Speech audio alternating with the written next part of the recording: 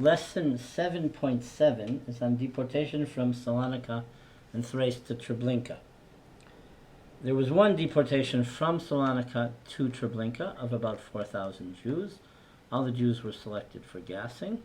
Then there were 3 deportations from Greek Thrace under the Bulgarians, and one boat, the Karageorgi, was sabotaged. The other 2 were sent from Lom on the Danube River to Vienna, and then the people were taken to Treblinka and gassed. According to the Treblinkan Jewish inmate Samuel Willenberg, the following events are recalled in terms of the arrival of the Salonican Jews in Treblinka.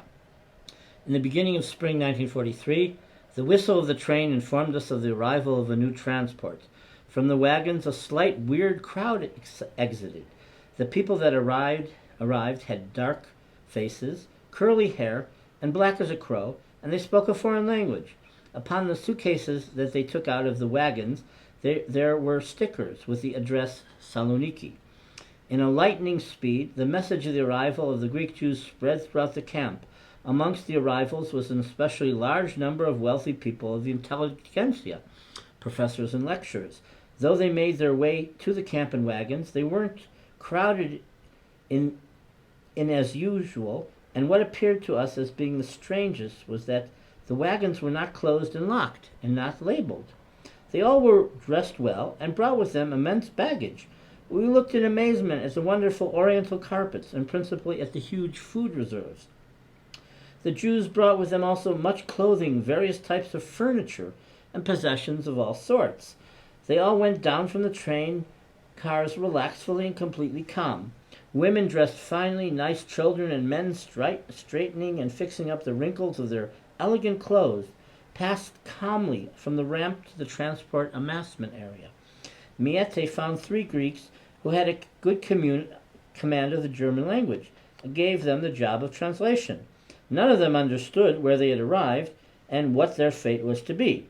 The sad and tragic reality revealed itself to them only when they marched completely naked to the pretend washing, and when unexpected beatings landed upon them that the Germans gave them and yelled, "Schnell, schnell, go fast." In the meantime, the storehouses of the new camp filled up.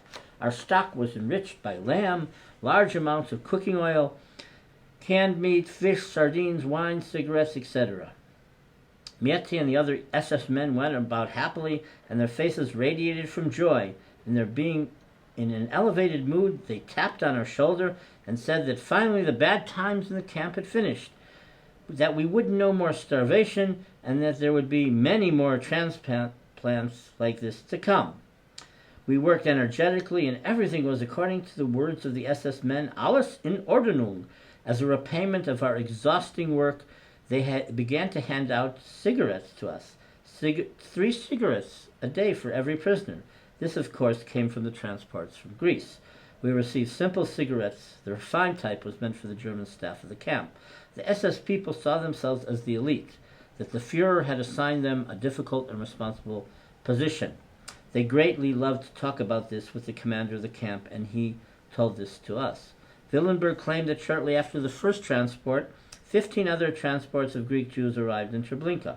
Thus the prisoners were heavily worked, and the warehouses were overflown as the death process continued. This estimation is greatly exaggerated. Only 3 deportations of Thracian Jewry followed the Salonican deportation, and 3 Macedonian deportations of 7,123 Jews from Monastir, Štip, and Skopje arrived during the same time period.